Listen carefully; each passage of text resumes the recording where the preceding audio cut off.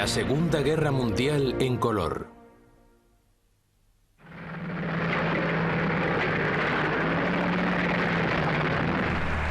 La apisonadora soviética.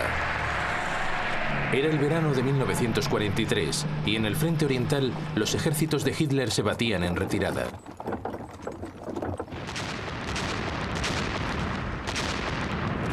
Las furiosas descargas de artillería y ataques de los tanques soviéticos destrozaban las líneas alemanas.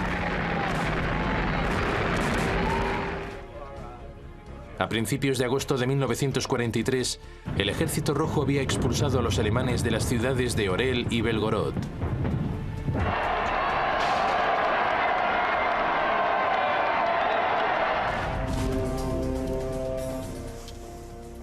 En Alemania, la respuesta de Hitler fue asumir un mayor control personal de todas las decisiones militares importantes.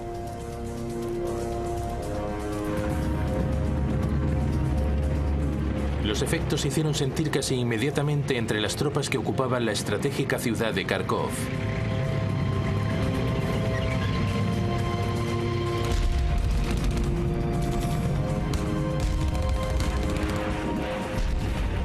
Las fuerzas soviéticas se acercaron a la ciudad desde tres flancos.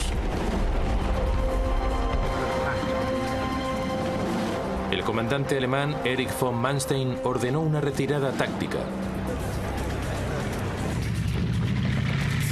Hitler revocó la orden de inmediato.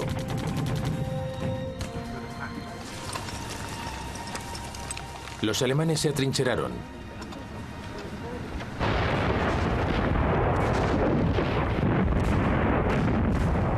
Al principio pareció funcionar.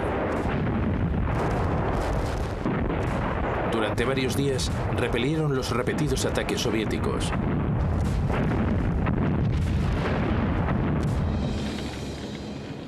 Más de 300 tanques rusos T-34 fueron destruidos.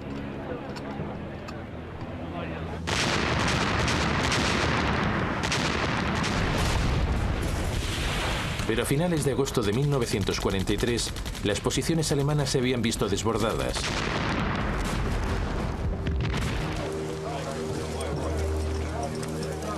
Finalmente, Manstein desobedeció a su Führer y ordenó a sus hombres que huyesen.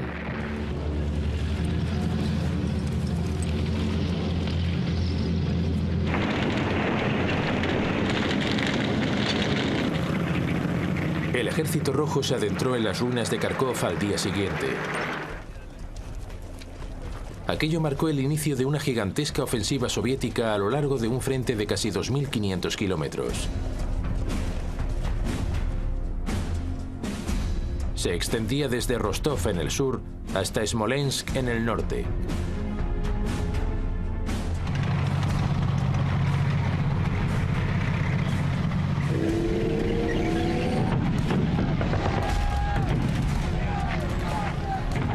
En el extremo meridional del frente, cerca de Rostov, el avance ruso amenazaba con atrapar grupos de soldados alemanes en Crimea.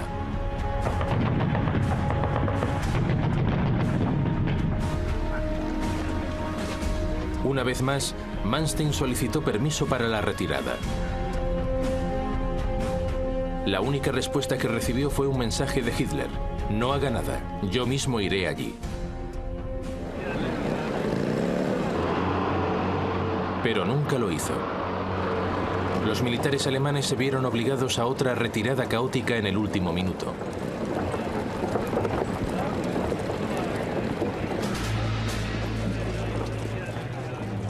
La retirada se agravó por la presencia de bandas de partisanos curtidos en combate.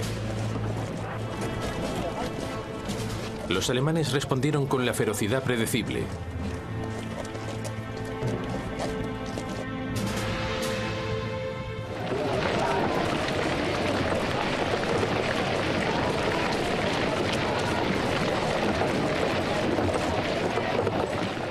Mientras tanto, en la parte central del frente, los alemanes se retiraban cruzando el río Dnieper. En su huida volaron más puentes, convirtiendo el río en una formidable línea defensiva.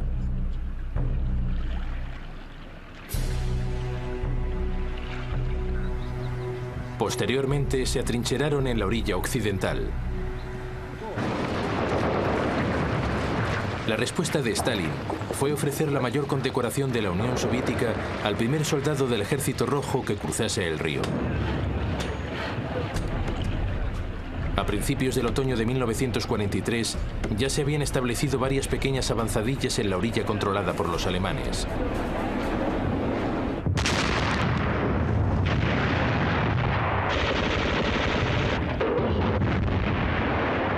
Pero allí se toparon con la decidida resistencia alemana.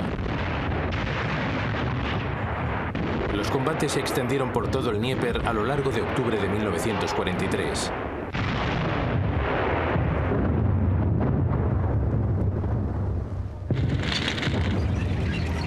Finalmente, a principios de noviembre, las tropas soviéticas conquistaron Kiev.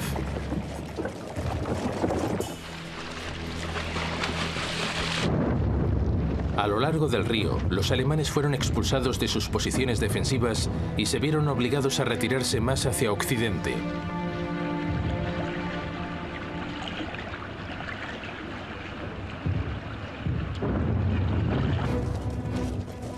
A finales de 1943, el Ejército Rojo había vaciado virtualmente el territorio histórico de Rusia de las tropas germanas.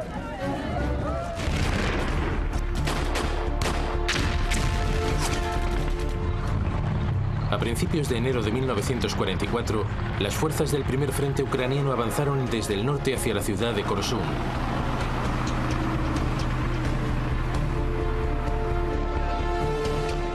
Era el último reducto alemán de lo que habían esperado que fuese su línea defensiva a lo largo del río Dnieper.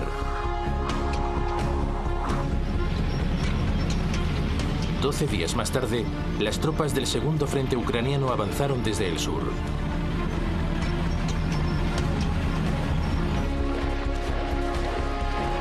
El ataque siguió el patrón soviético ya habitual. En primer lugar, se agrupaba un número impresionante de tropas. Los alemanes nunca sabían cuándo comenzaría el primer asalto.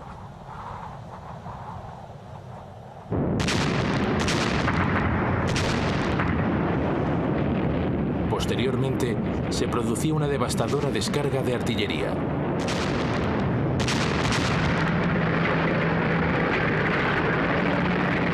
A continuación, los tanques del Ejército Rojo abrían un hueco a través de las defensas alemanas. Y por último, actuaba la infantería.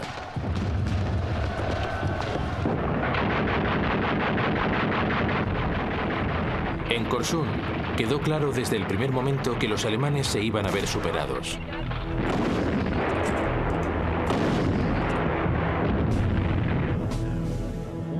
El comandante alemán, el mariscal de campo Erich von Manstein, voló hasta el cuartel general de Hitler en Prusia Oriental para suplicarle de nuevo el permiso para la retirada. Pero Hitler volvió a negarse.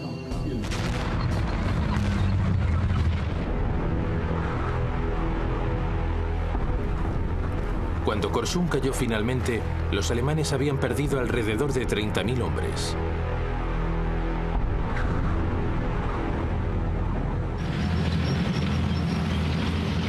Las fuerzas del Ejército Rojo avanzaban cada vez a mayor velocidad.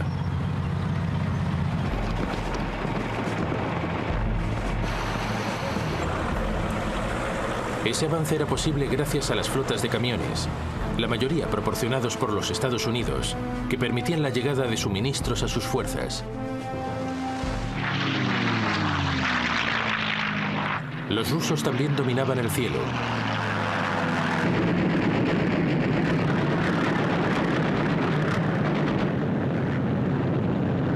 Los cazabombarderos Stormvik de las fuerzas aéreas soviéticas provocaron graves daños entre los blindados alemanes y las columnas de suministro.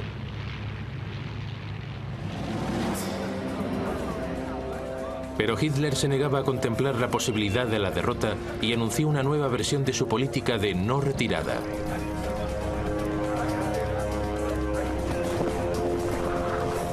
Ordenó a las tropas germanas que creasen lo que llamó áreas fortificadas o bastiones locales.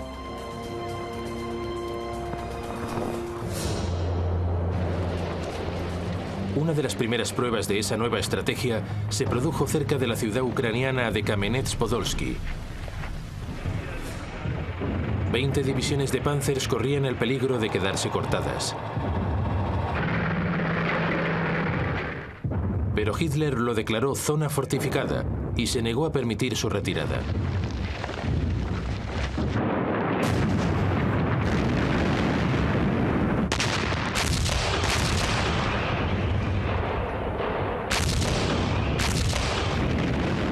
En medio de los cruentos combates, se produjo una violenta discusión entre Hitler y Manstein que se veía entre la espada y la pared.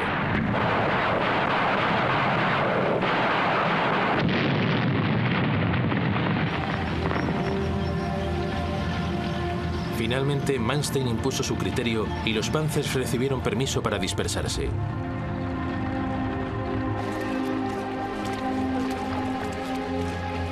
Diez días después, unos 200.000 soldados del primer ejército Panzer alcanzaban sanos y salvos las líneas alemanas unos 150 kilómetros al oeste.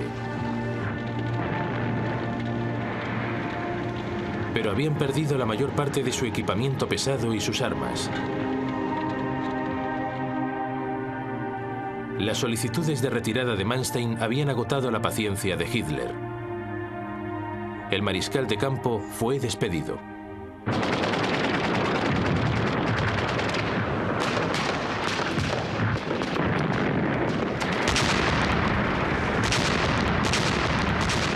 Más al sur, los alemanes trataban de contener el torrente soviético en el río Yezhny-Bug.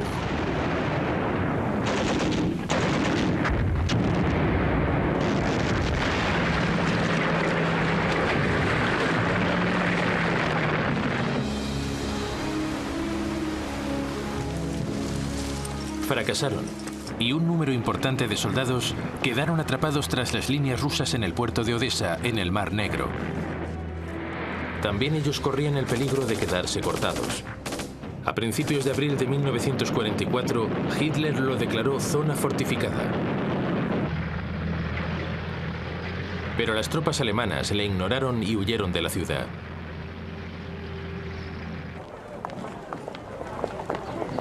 Pocos días más tarde, el 10 de abril, Odessa era liberada.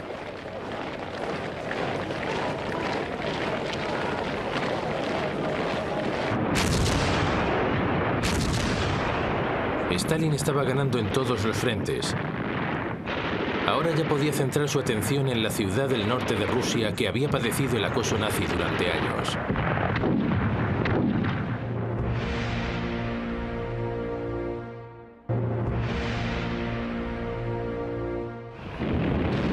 A principios de 1944, la ciudad rusa de Leningrado llevaba casi 2 años y medio bajo el asedio del ejército alemán.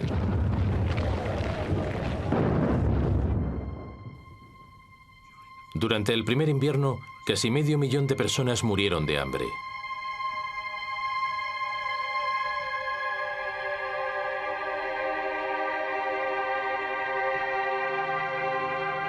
Los voluntarios se esforzaban por apagar los incendios y por construir defensas.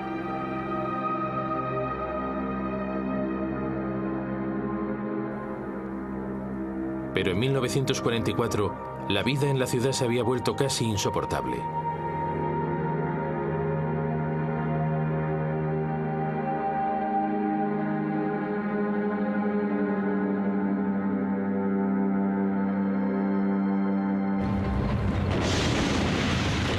Los diversos intentos por liberar la ciudad habían fracasado.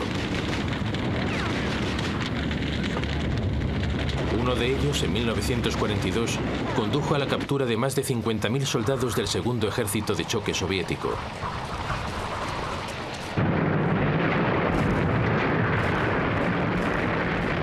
Otro, en 1943, permitió que entrase en la ciudad una línea de suministro. A pesar de ello, durante 1943, hasta 20.000 personas seguían muriendo cada mes de frío, enfermedades y hambre.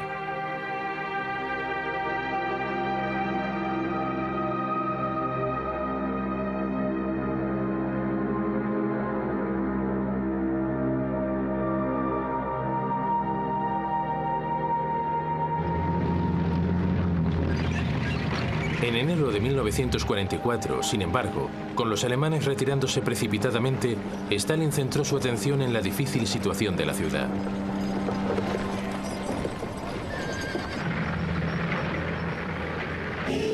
Ese mismo mes, las fuerzas soviéticas se infiltraron en secreto en la península vecina de Oranienburg.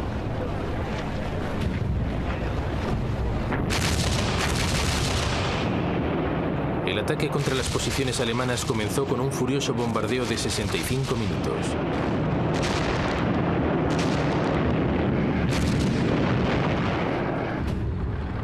A continuación, las tropas rusas se lanzaron contra las desconcertadas líneas germanas.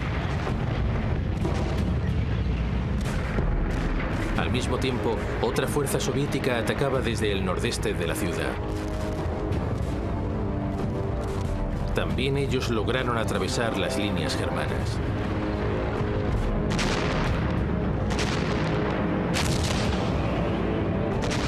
Durante 3 días, el comandante alemán, el mariscal de campo Georg von Küchler, resistió.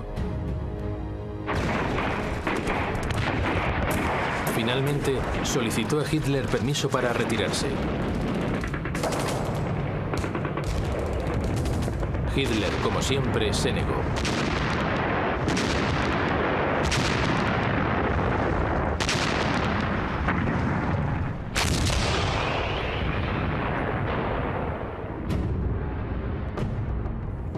Küchler se enfrentó al Führer, explicándole que solo una retirada salvaría a su ejército de una masacre. Hitler le despidió. Fue sustituido por el general Walter Model. Model era conocido como el bombero de Hitler por su fuerte lealtad y su defensa de los principios nazis. Pero incluso para Model, el peligro era obvio. Desobedeció a Hitler y ordenó la retirada.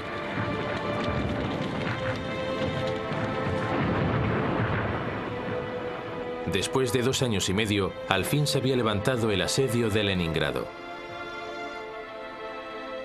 Casi 1 millón de civiles rusos habían muerto.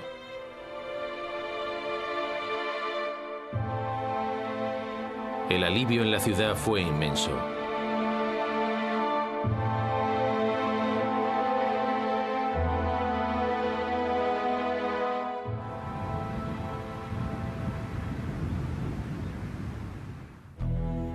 El primer parón en la ofensiva se produjo en la vecina y progermana Finlandia, que se temía una invasión soviética.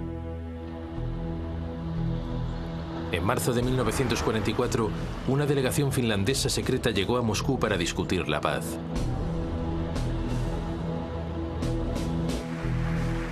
Las condiciones de Stalin eran duras.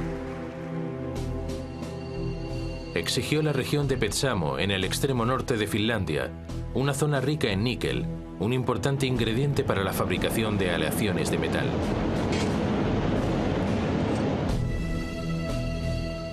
También pidió reparaciones por valor de $600 millones.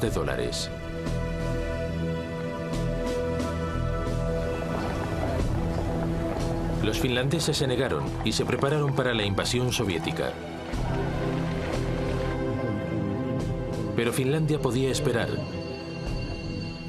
El alto mando soviético, o Stavka, como se le conocía, tenía problemas más apremiantes hacia el sur.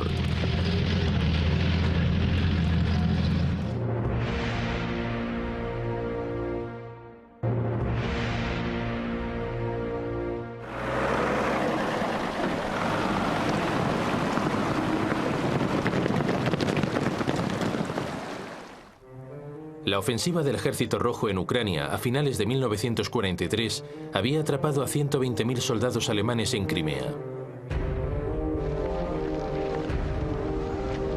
Hitler, una vez más, había rechazado darles permiso para retirarse. Ahora solo les quedaba esperar la avalancha soviética.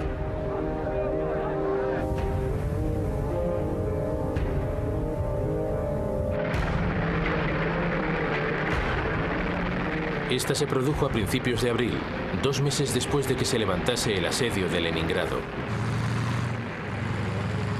las tropas del Cuarto Frente Ucraniano invadieron Crimea desde el norte.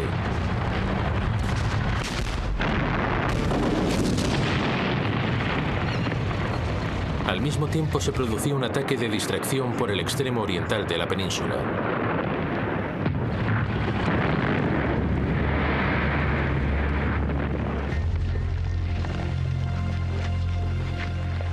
En menos de un día, las tropas del eje tuvieron que cederles paso.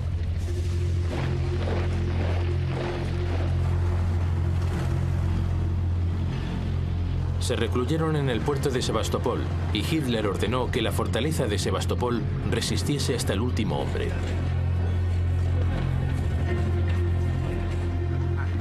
No tenían la más mínima esperanza.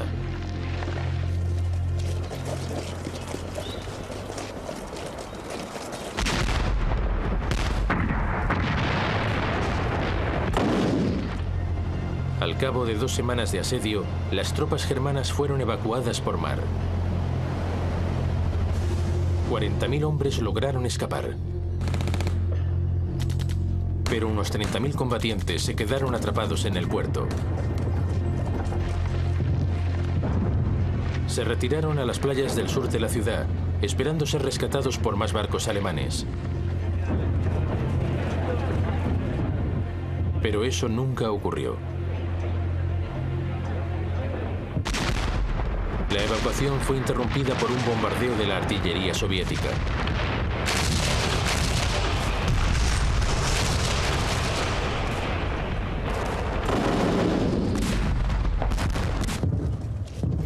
Tres días más tarde, los alemanes se rindieron.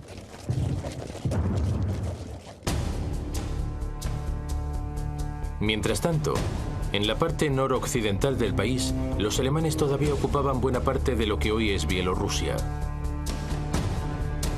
Pero el Ejército Rojo se había apoderado de una vasta franja de terreno entre Polonia y Rumanía. Eso significaba que los alemanes debían defender un frente de más de 2.000 kilómetros de largo. Sus líneas estaban estiradas en exceso. La lógica militar sugería que era el momento de que los alemanes se retirasen a posiciones más fácilmente defendibles. Pero Hitler, que seguía obsesionado con ganar territorio, se negó a conceder ninguna otra retirada.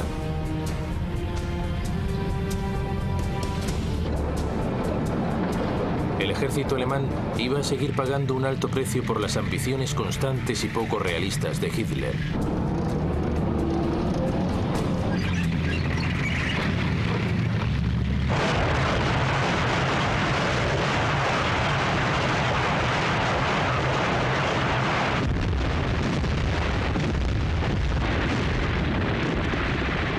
En la primavera de 1944, las tropas de Hitler estaban forzadas hasta el límite.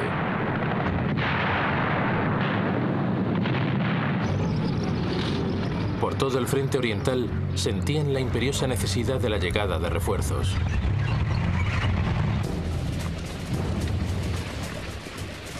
El problema para el alto mando alemán consistía en saber dónde colocar los pocos recursos de los que disponía para sacarles el máximo beneficio.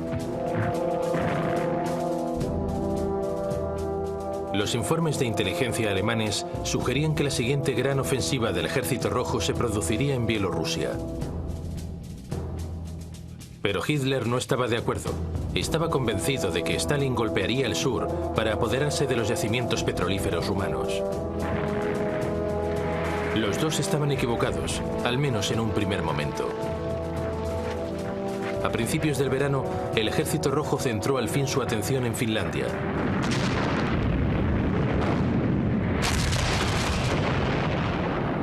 Las tropas rusas cruzaron el istmo de Karelia.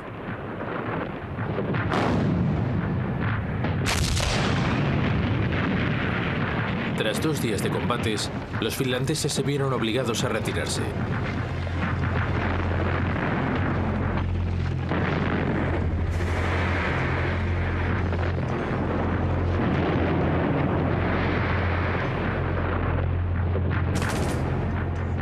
Lentamente, durante el mes siguiente, el Ejército Rojo avanzó hacia el norte adentrándose en Finlandia.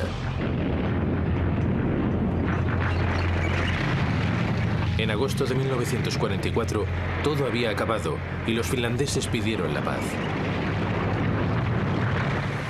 Fue entonces cuando Stalin mostró los primeros indicios de un patrón que se repetiría por toda Europa. Se apoderó del territorio, en este caso de la Carelia finesa y de la región de Petsamo, rica en níquel.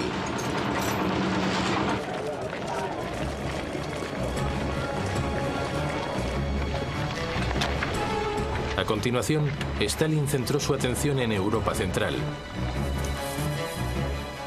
En verano de 1944 lanzó lo que llamó la Operación Bagration, en honor a un héroe ruso de las guerras napoleónicas.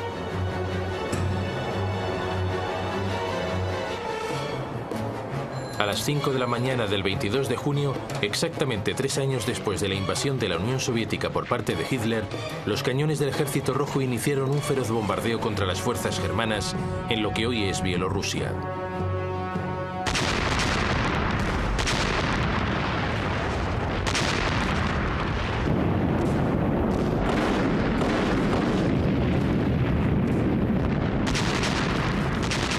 Era exactamente el lugar donde meses antes los informes de inteligencia alemanes habían sugerido que se produciría un ataque. Pero como Hitler los había ignorado, la zona estaba mal defendida.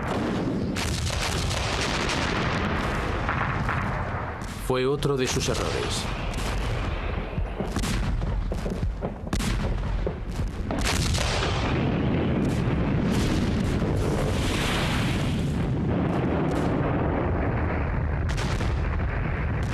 Los alemanes estaban siendo atacados a lo largo de un frente de más de 500 kilómetros. En algunos lugares, los rusos utilizaban más de 400 cañones cada 2 kilómetros.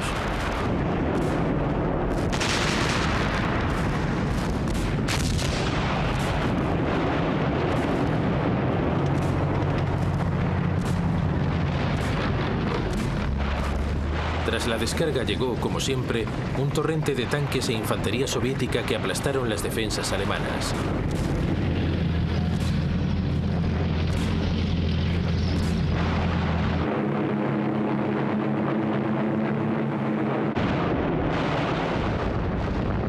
Para complicar todavía más las cosas para los alemanes, apenas contaban con ayuda aérea.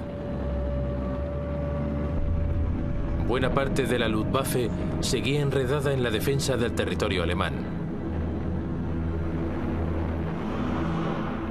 Fue entonces cuando se hizo aparente la locura de Hitler, que suponía luchar una guerra en 2 frentes. Las fuerzas aéreas soviéticas operaban casi sin oposición.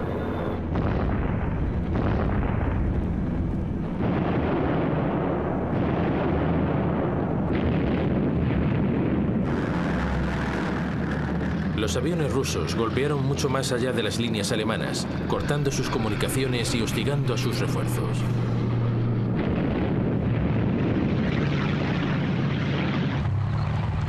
Al cabo de 36 horas, los Panzers alemanes habían sido barridos del mapa.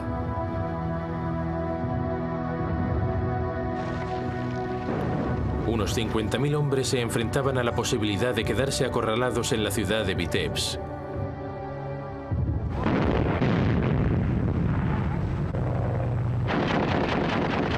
Hitler se negó inicialmente, como ya era una rutina, a permitir su retirada. Cuando finalmente accedió, al día siguiente, ya era demasiado tarde para muchos de sus soldados. 4 días después, Vitebsk había caído. 20.000 soldados del eje murieron y 10.000 cayeron prisioneros.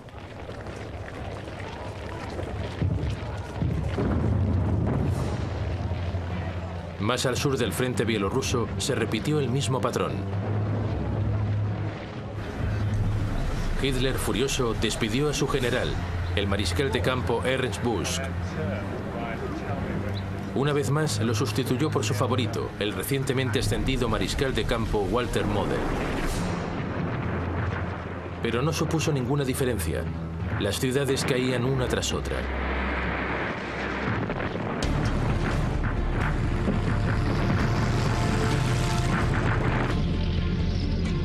La capital de Minsk estaba ya a su alcance.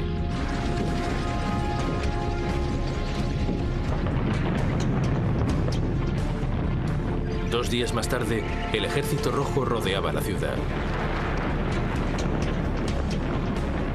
Más de 100.000 soldados alemanes quedaron atrapados.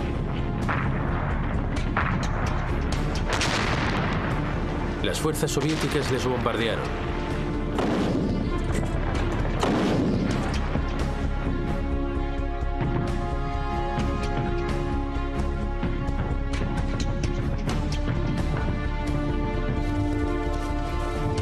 Al cabo de una semana, los supervivientes alemanes se rindieron.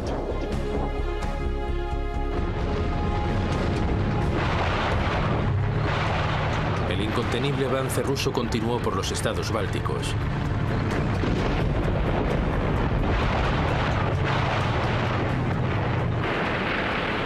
La primera en caer fue la capital lituana de Vilnius.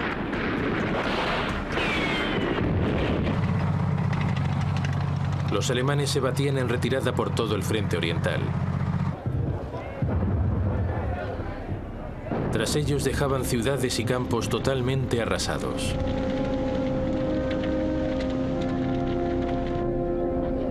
Los alemanes cometieron atrocidades generalizadas contra los habitantes locales.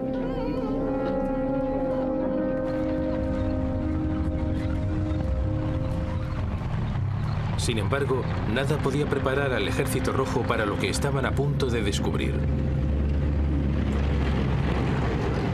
El 23 de julio de 1944, las fuerzas soviéticas llegaron al pequeño pueblo polaco de Majdanek, cerca de Lublin.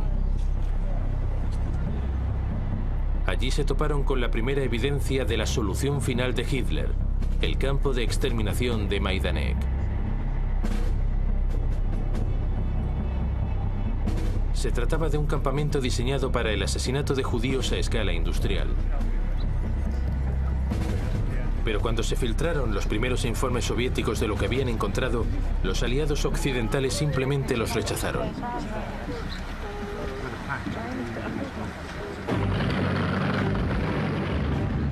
Tres días después de capturar Majdanek, los rusos se estaban acercando a Varsovia.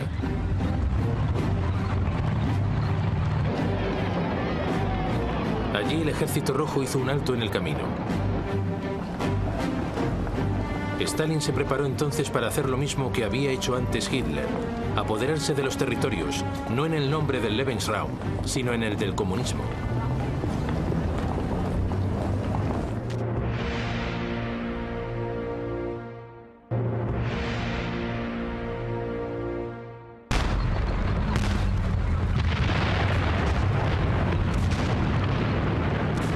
En el verano de 1944, la operación Bagration le había arrancado el corazón al ejército alemán en Oriente.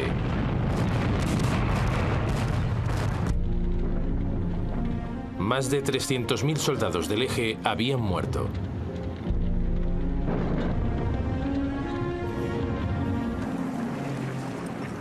$150.000 habían caído prisioneros.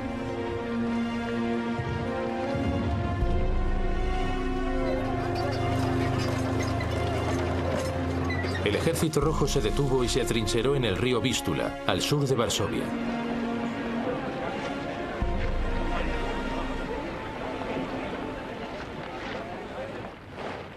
Stalin no tenía prisa en poner fin a la guerra.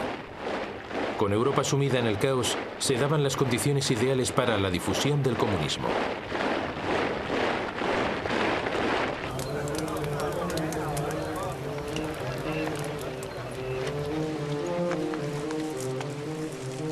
Las primeras víctimas de los cálculos políticos de Stalin fueron los polacos. El 1 de agosto de 1944, el Ejército Popular Polaco se levantó en Varsovia contra la ocupación nazi.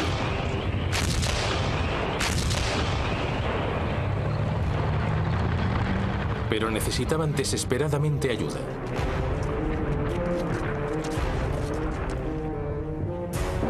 El Ejército Rojo, acampado justo al sur, estaba perfectamente situado para proporcionársela.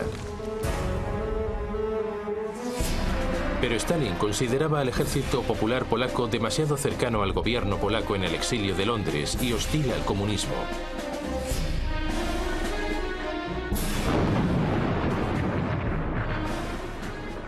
sí que dio la espalda al sufrimiento de los combatientes polacos.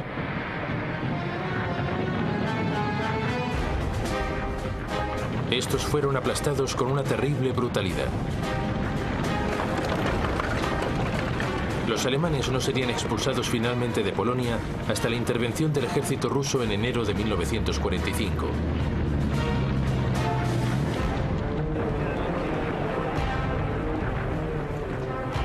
Aquel fue solo el principio del plan maestro soviético, que acabaría implantando gobiernos comunistas en la mayor parte de Europa Oriental.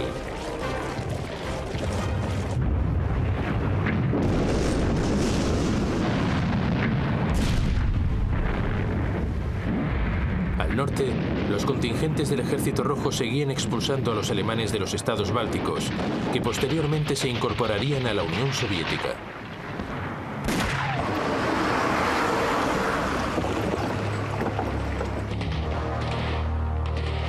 Cerca de la capital letona de Riga, más de 200.000 soldados alemanes se quedaron atrapados tras las líneas rusas.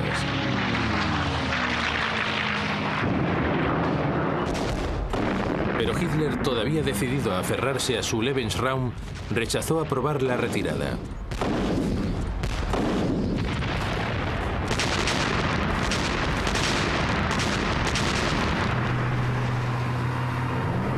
Pese a ello, las fuerzas alemanas fueron empujadas gradualmente hacia la costa báltica.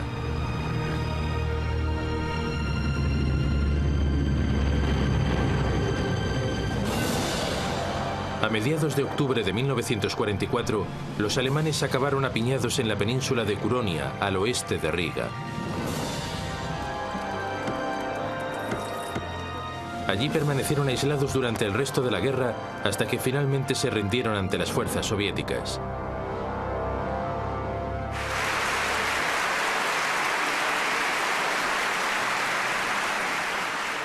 Stalin, mientras tanto, se estaba apoderando ya de otros territorios en Europa Oriental.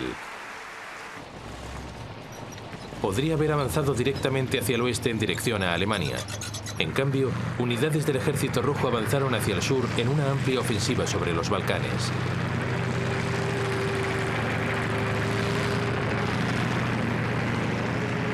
Casi 1.500 tanques y 1 millón de hombres entraron en Rumanía a finales de agosto de 1944.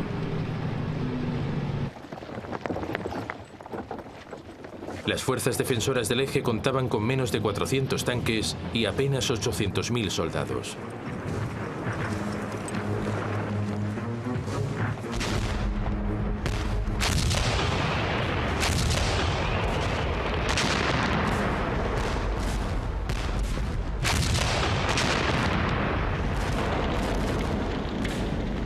Las tropas romanas progermanas les cedieron paso casi inmediatamente en todo el frente.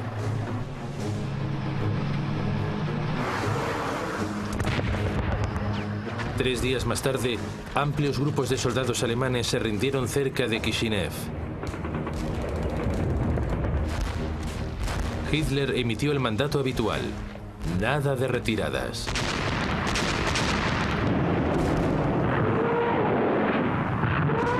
Durante 9 días se produjeron brutales enfrentamientos.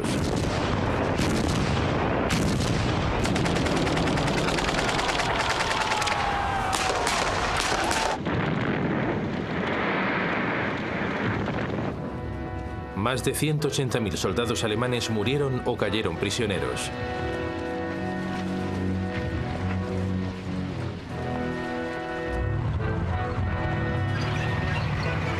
El resto consiguió escapar tardíamente.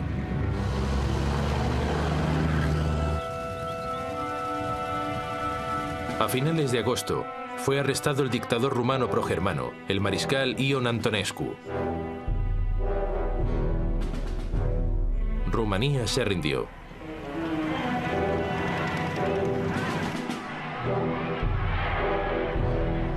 Al acabar el mes, el Ejército Rojo estaba en Bucarest y había ocupado los yacimientos rumanos tan importantes estratégicamente. Eso significaba que Alemania había perdido su principal suministro de petróleo. 3 ejércitos soviéticos avanzaron hacia el sur en dirección a Bulgaria.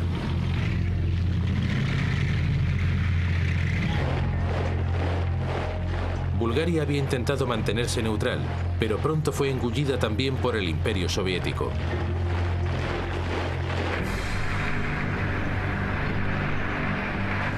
Mientras tanto, el resto de las fuerzas rusas se desplazaban hacia el oeste en dirección a Yugoslavia.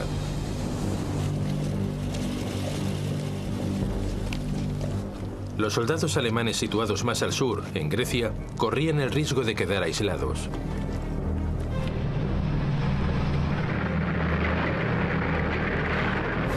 Por ello comenzaron una apresurada retirada a través de Albania y el sur de Yugoslavia.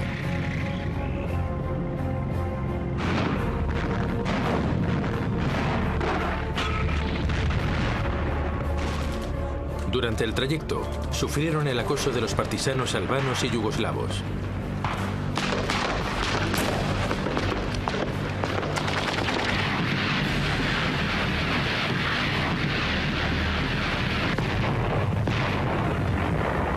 A mediados de octubre de 1944, el Ejército Rojo había alcanzado la capital de Belgrado.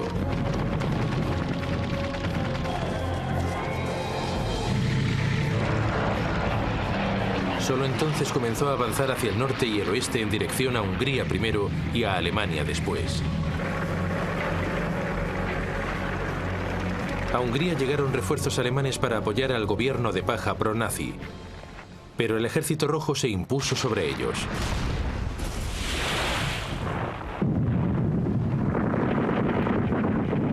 Ocho semanas más tarde, había sitiado Budapest.